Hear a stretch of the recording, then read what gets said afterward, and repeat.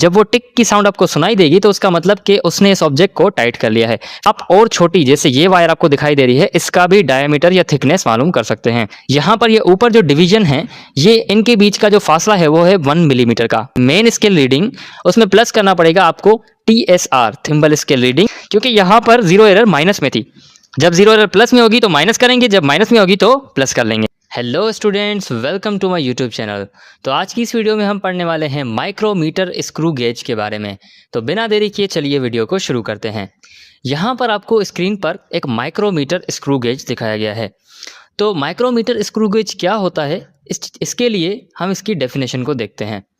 तो इसकी डेफिनेशन अगर हम देखें तो a micrometer screw gauge is an instrument. जैसे हमने वर्नियर कैलिपर पढ़ा था, इसी तरह से ये भी क्या है, एक इंस्ट्रूमेंट है, औजार है, use to measure very small thickness और डायमीटर। थिकनेस यानी जो मोटाई होती है, जैसे यहाँ पर इस स्लाइड की मोटाई यहाँ से लेकर के यहाँ तक है, तो थिकनेस या मोटाई या किसी चीज़ का डायमीटर मेज़र करने के लिए हम माइक्रोमीटर स्क्रू गेज का यूज़ करते हैं। मोर एक्यूरेटली देन अ वर्नियर कैलिपर। वर्नियर कैलिपर जो होता है उससे माइक्रोमीटर स्क्रू गेज जो है वो मोर एक्यूरेट होता है। ये ऐसा इसीलिए होता है क्योंकि वर्नियर कैलिपर 1 मिलीमीटर के 20वें हिस्से तक मेज़रमेंट कर सकता है, लेकिन उसी तरफ माइक्रोमीटर जो है, माइक्रोमीटर स्क्रू गेज जो है वो 1 मिलीमीटर के 100वें हिस्से तक की मेज़रमेंट कर सकता है। तो यहाँ पर आपको स्क्रीन के ऊपर एक माइक्रोमीटर स्क्रू गेज दिखाया गया है। इसका आप देखो तो ये वाले जो पॉइंट है इसको हम बोलेंगे एनविल फेस बोलेंगे, ठीक है। और ये क्या कहलाएगा, स्पिंडल फेस कहलाएगा। और यहाँ पर जो आपको स्क्रू दिख रहा है, लॉक नट कहते हैं इसे। लॉक नट का काम क्या होता है कि जैसे फॉर एग्जांपल ये जो सर्कुलर स्लाइड है, जैसे थिम्बल कहा जाता है, जब ये इसके साथ अटैच होती है इसको हम क्या करना पड़ेगा, यहाँ से लॉक करना पड़ेगा। इसको जब हम ऐसे करेंगे तो ये क्या हो जाएगा, यहाँ पे लॉक हो जाएगा, फिर ये मूव नहीं कर पाएगी थिम्बल। और ये क्या कहलाता है, इसका रैचेट।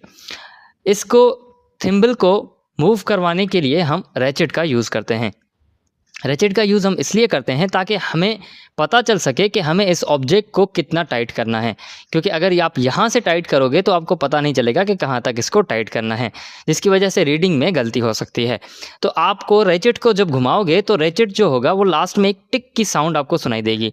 जब वो टिक की साउंड आपको सुनाई देगी तो उसका मतलब कि उसने इस ऑब्जेक्ट को टाइट कर लिया है, फिर आपको इसको छोड़ देना है। और यहाँ पर ये होता है इसका फ्रेम। और यहाँ पर जो 0 to 25 लिखा हुआ है, इसका मतलब ये है कि इसकी जो मेन स्केल है, ये स्केल मेन स्केल कहलाती है, जैसे स्लीव कहा जाता है। इसकी मेन स्केल की रीडिंग 0 से 25 मिलीमीटर तक का होती है। और इसका जो लीस्ट काउंट है, लीस्ट काउंट का मतलब कम से कम मेजरमेंट जो ये कर सकता है वो है 0.01 मिलीमीटर, मतलब 1 मिलीमीटर के 100वें हिस्से तक ये मेजरमेंट कर सकता है। तो ये होता है माइक्रोमीटर स्क्रू गेज।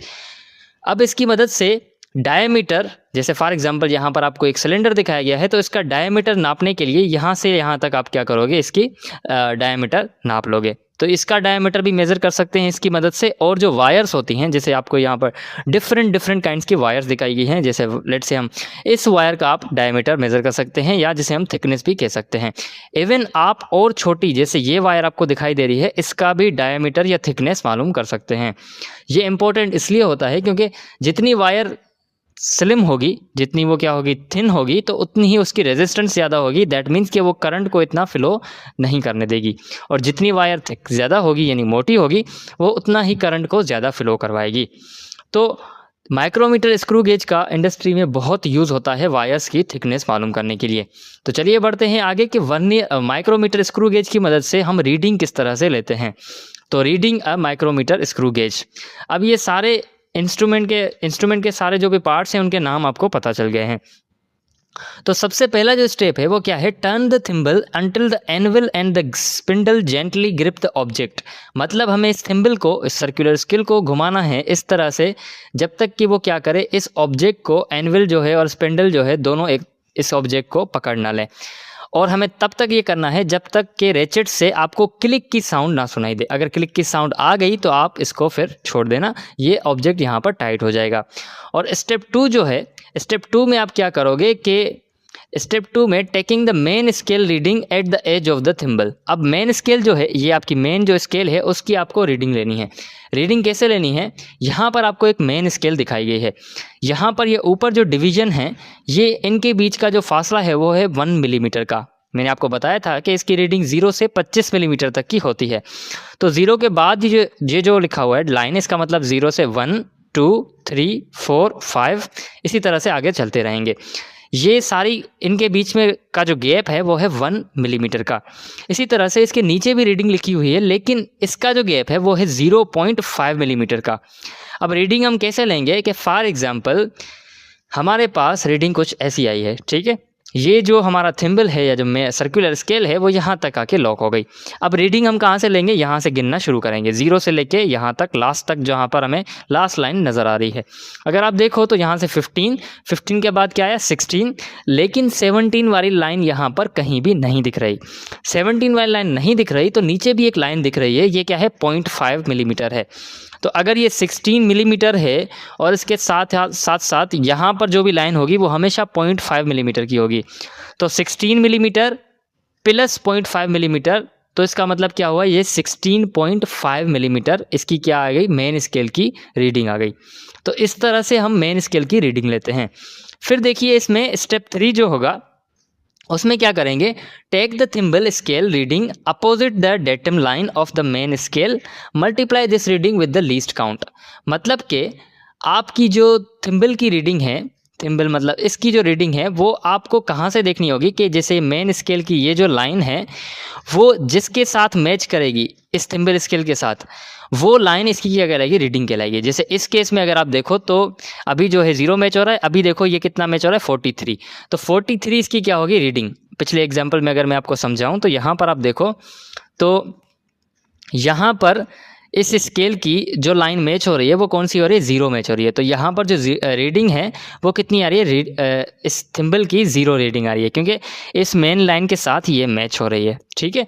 तो इसी तरह से हम थिम्बल की रीडिंग लेते हैं और उसके बाद उसको हम क्या करते हैं, लीस्ट काउंट यानी 0.01 से मल्टीप्लाई करते हैं हमेशा थिम्बल स्केल की रीडिंग के साथ। और लास्ट जो स्टेप है उसमें क्या करते हैं, now add main scale reading to the thimble reading.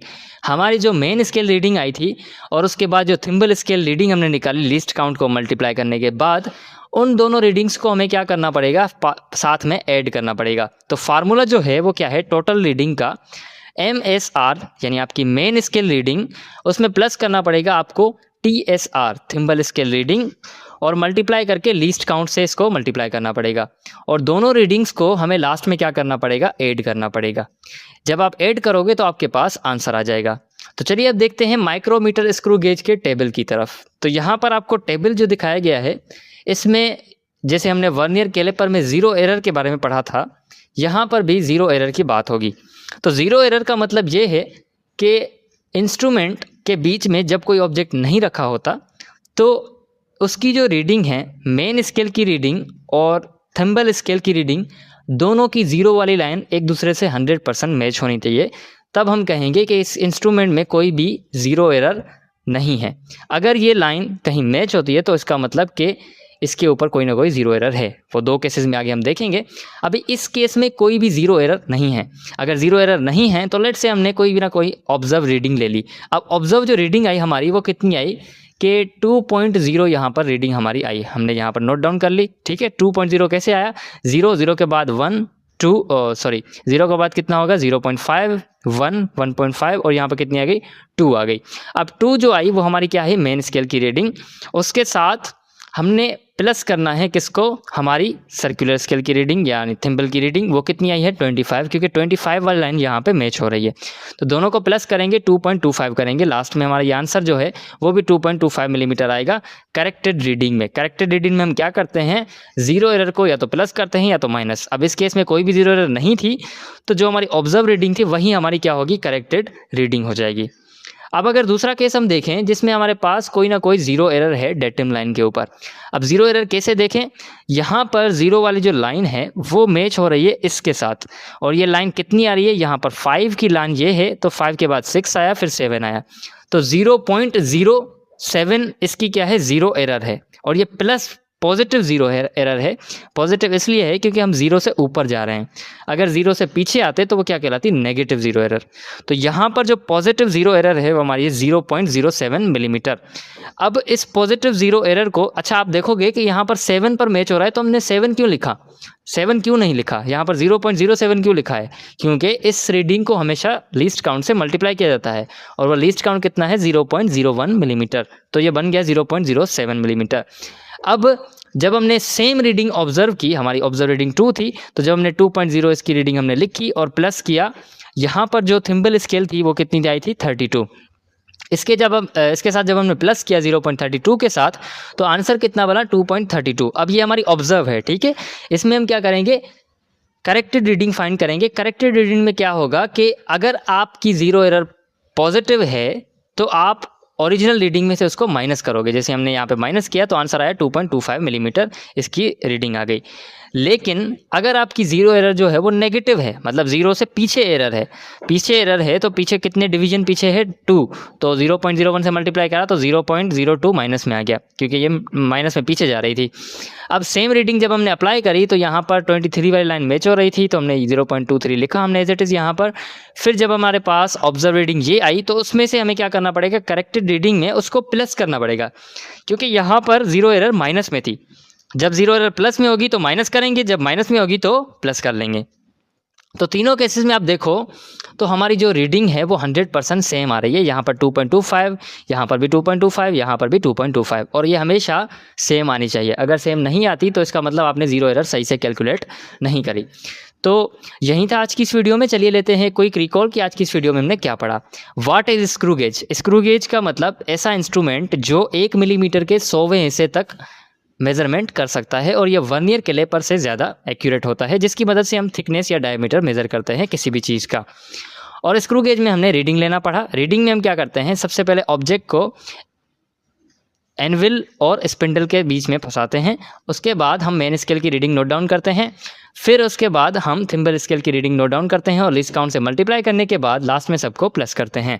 और लास्ट में हमने देखा ज़ीरो एरर। अगर ज़ीरो एरर आपकी नहीं आती तो आप रीडिंग में प्लस नहीं करोगे, लेकिन अगर आपकी ज़ीरो एरर पॉजिटिव आती है तो आप रीडिंग में से माइनस करोगे।